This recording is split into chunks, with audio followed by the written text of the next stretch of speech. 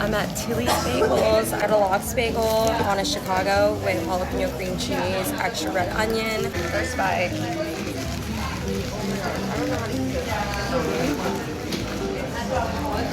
I've got a really big bite. The bread's literally so fluffy, and the lox is not too salty, which is great.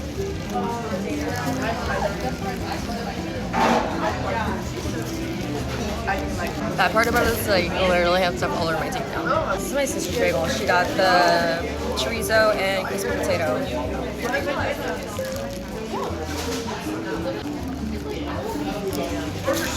So I also got a super hot one.